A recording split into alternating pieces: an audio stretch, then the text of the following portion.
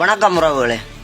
நான் என்னத்தை பற்றி கதைக்க வந்தேன்னு சொன்னால், இன்றைக்கு ஒரு 4 நாளைக்கு முதல் உண்ணாவிரத போராட்டம் ஒன்று முள்ளிவாய்க்காலில் நடந்தது தானே. அதை நேற்று முடிச்சு வச்சுட்டாங்களா. முடிச்சு வச்சாங்களான்னு பார்த்தால் ரிப்போர்ட்டர் மாதிரி தான் முடிச்சு வச்சுக்கிறாங்க. அவங்களுக்கு இப்போ ஃபுல் பவர் கொடுத்துட்டாங்க. நீங்களே துவங்கி நீங்களே முடிச்சு வையுங்கொண்டு.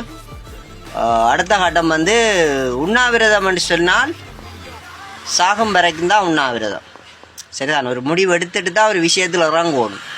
அந்த முன்னாள் போராளியான்னு சொல்லி இருந்த அண்ணா நான் உண்மையே சொல்கிறேன், அவருக்கு அருகதையே இல்லை. முன்னாள் போராளியாக இருந்ததுக்கும் அருகதை இல்லை, உண்ணாவிரதம் இருந்ததுக்கும் அருகதை இல்லை.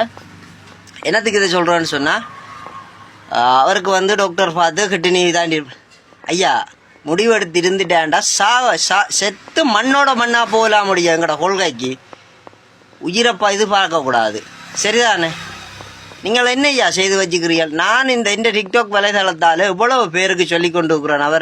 அவற்றை கொள்கைகள் நல்ல, அவர் எடுத்து வச்சுக்கிற கோட்பாடுகள் நல்லா இருக்குது. அவருக்கு கட்டாயம் ஒரு 10ல் ஒரு 5 விஷயத்துக்காச்சு நல்ல ஒரு இது கிடைக்கும். கண்டிப்பாக அந்த மாவீர தூலி முள்ளங்கள் எல்லாம் கண்டிப்பாக விடுபட வேண்டும்.